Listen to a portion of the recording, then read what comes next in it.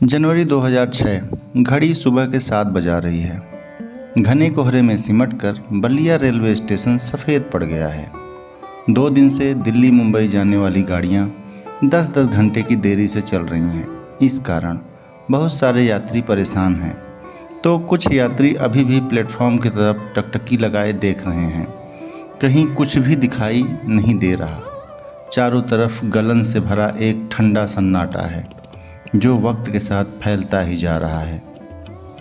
इधर platform number 2 से आती ए चाय गरम गरम चाय की आवाज़ इस तरह सन्नाटे को चीर रही है। तब तक पूछताछ केंद्र पर हलचल होने लगी। 2-4 यात्री उठ खड़े हुए।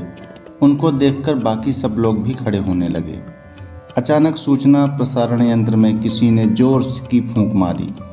यात्रीगण कृपया ध्यान दें, जयनगर से चलकर नई दिल्ली को जाने वाली स्वतंत्रता सेनानी एक्सप्रेस प्लेटफॉर्म नंबर 2 पर आ रही है। ये सुनते ही चारों ओर हल्ला शुरू हो गया। गाड़ी का इंतजार करके थक चुके सारे यात्री अपने अपने स्वेटर, मफलर, अटैची, बक्सा, गठरी, झोला, कम्बल ठीक करने लगे। देखते ही देखते कोहरे को चीरकर धुआं उड़ाती, सीटी बजाती स्वतंत्रता सेनानी एक्सप्रेस प्लेटफॉर्म नंबर 2 पर खड़ी हो गई। गाड़ी खड़े होते ही जनरल बोगी से लड़खड़ाते हुए 5 अधेड़-नुमा युवक उतर रहे हैं। पांचों की उम्र 25 से 30 के बीच है। सबके हाथों में झोले और पैरों में गोल्ड स्टार के जूते हैं। मुंह से गुटखा टपक रहा है और आंखों तक लटकती जुल्फों से रूसी झड़कर जैकेट पर गिर रही है। पांचों को गौर से देखने पर यकीन हो जाता है कि इस देश में सिर्फ ठंड ही नहीं बल्कि बेरोजगारी और महंगाई भी काफ़ी बढ़ गई है और सरकार को सबसे पहले युवा कल्याण मंत्रालय और मद्य निषेध मंत्रालय को एक में मिला देना चाहिए, क्योंकि जिस दिन ठीक से मद्य निषेध हो गया उस दिन युवा कल्याण अपने आप हो जाएगा। थोड़ी देर में पांचों लड़के आंख मलते हुए स्टेशन के बाहर आ गए। बाहर आते ही आपस में विचार विमर्श होने लगा। सबसे होशियार दिखने वाले एक लड़के ने गुटखा थूक कर कहा, बंधु आमादेर स्टेशन चाप पे छोन छूटे गेचे। चुप करो दादा, वहाँ गाड़ी का स्टॉपेज ही नहीं था, कैसे उतर जाते? यहाँ से हम लोगों को रिजर्व ऑटो पकड़ के चलना पड़ेगा। ऑटो का नाम सुनते ही पांचों ने झोला उठाकर ऑटो स्टैंड की तरफ कूच किया। इधर सुबह से सूने पड़े ऑटो स्टैंड पर काफ़ी भीड़ उमड़ पड़ी थी। ट्रेन से उतरे सारे यात्री ऑटो में बैठकर हवाई जहाज़ की स्पीड से जल्दी जल्दी घर जाना चाहते थे। इस कारण ऑटो स्टैंड का माहौल मछली बाज़ार बन गया था। लेकिन इस बाज़ार से दूर एक दारू की दुकान के सामने खड़े होकर 2 ऑटो वाले बड़े ही निर्विकार भाव से खैनी बना रहे थे। पांचों लड़कों को देखते ही उनके हाथ रुक गए, भौहें तन गई और मुंह से निकला, रे बितन का रे, ये सब ऑर्केस्ट्रा वाले हैं का भाई? लग तो यह रहा है भाई।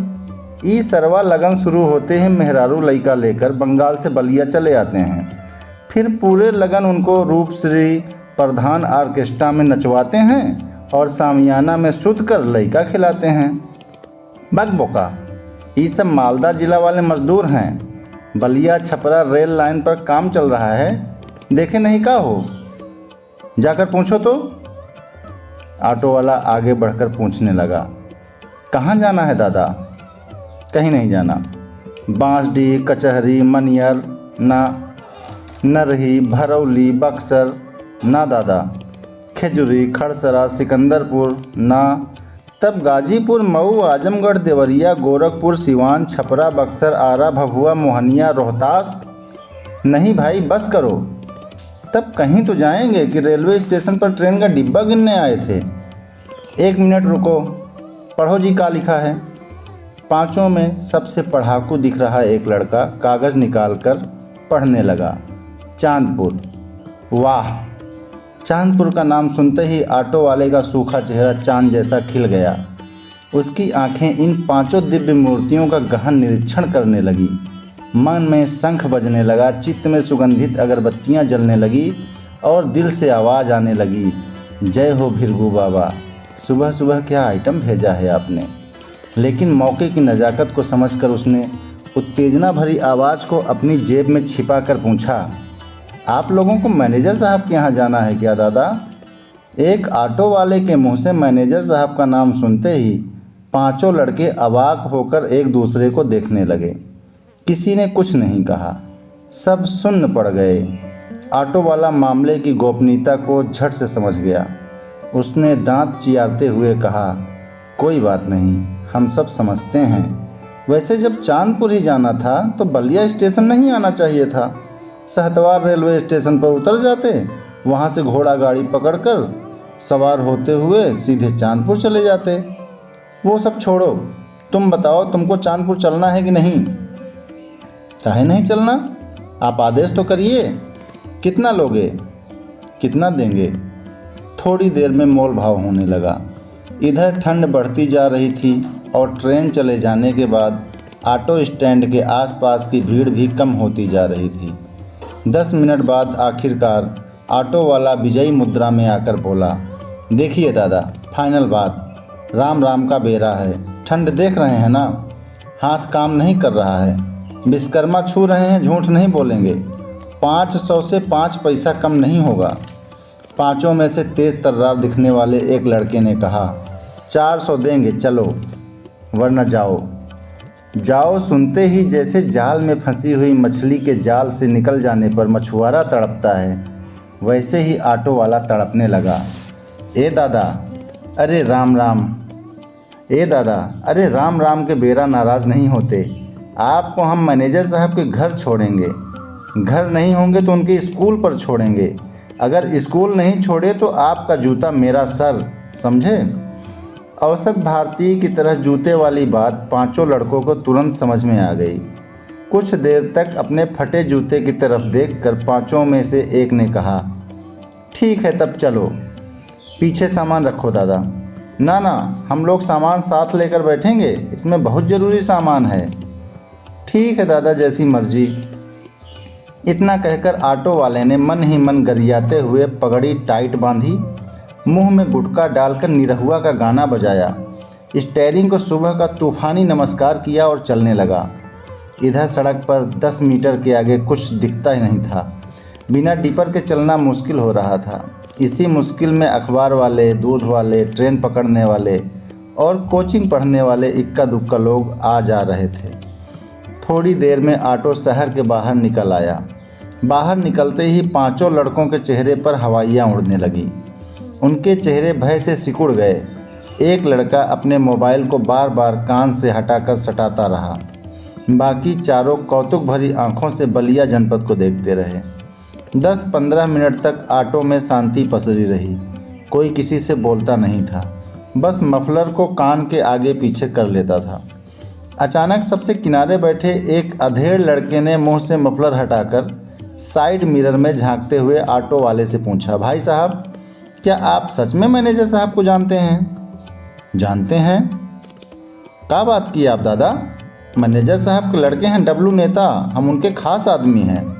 और उनके कॉलेज के मास्टर हैं मनोहर मास्टर, वो हमारे खास आदमी हैं। इससे ज़्यादा क्या कहें, चलिए रहे हैं, देख लीजिएगा। डब्लू नेता का नाम सुनने के बाद पांचों ने एक एक गहरी सांस ली। ऑटो वाले ने गियर बदल दिया और साइड मिरर साफ करते हुए बोला, दादा, 1 पैसा का टेंशन मत लीजिए। जहाँ मैनेजर साहब का घर है ना, उसी चट्टी पर तो हमारे भैया बिजली मिस्त्री हैं।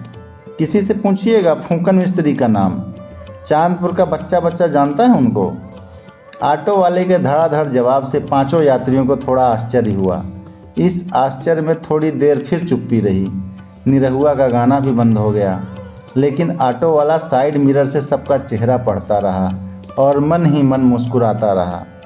थोड़ी देर के बाद उसने अपने रूखे चेहरे पर आत्मीयता का क्रीम पोतकर पूछा, दादा एक बात पूछें? हाँ हाँ पूछो। आप लोग बंगाल से यूपी बोर्ड का फॉर्म भरने आए हैं क्या? इस सवाल के बाद तो पांचों लड़के एक दूसरे का मुंह देखने लगे। समझ में नहीं आया क्या कहें, कैसे कहें। तब तक सबसे किनारे बैठे एक लड़के ने लजाते हुए मामला संभाल लिया। हाँ, 12वीं का फार्म, किसी से कहिएगा मत, डब्लू भैया मना किए हैं।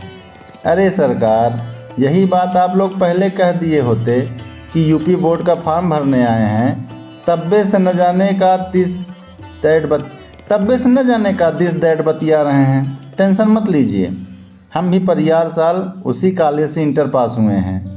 उसी कॉलेज से? सच में? पांचों लड़कों ने चेहरा सिकोड़कर एक साथ पूछा। तब का? जानते हैं हमारा कितना परसेंट था? सबसे अधेड़ दिखने वाले लड़के ने पूछा।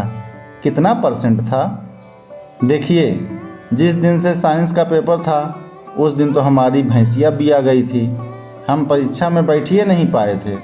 हमारी जगह हमारे बड़के भैया का छोटका सरवा परीक्षा दिया, इसलिए 65% आया, नहीं तो ये बूझिए कि हमारा 75 के ऊपर हिल गया होता।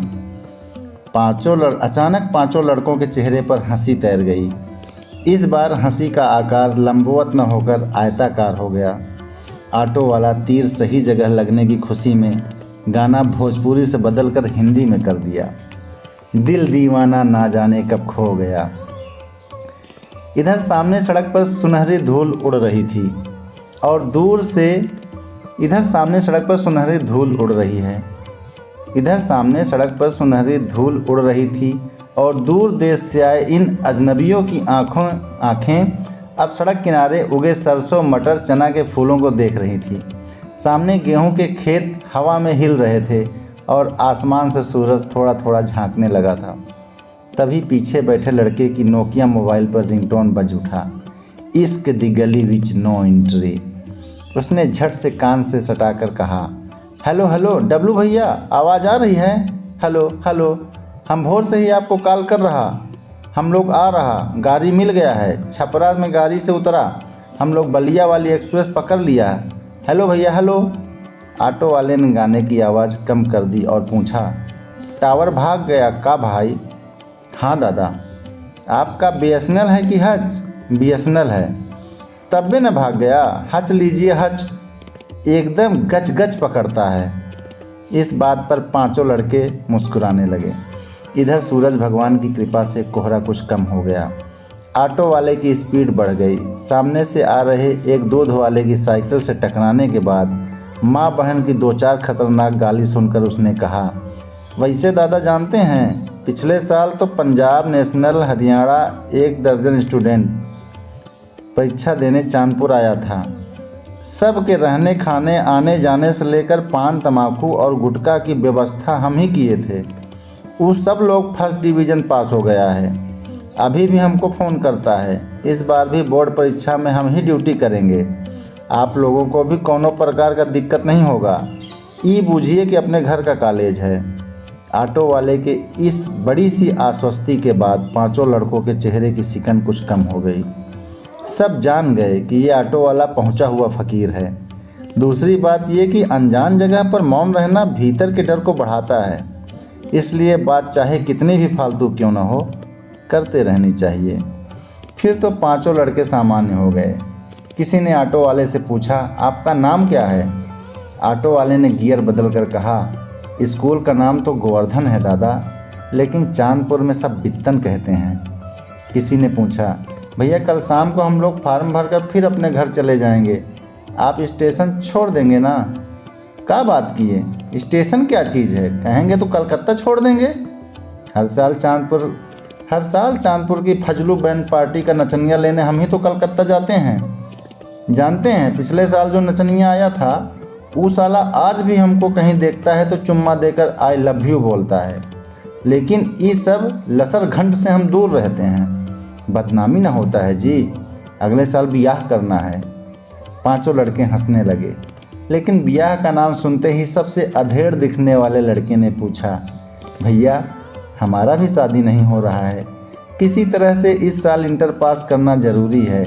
ये बताइए, सच में यहाँ परीक्षा में नकल करने की सुविधा मिलता है?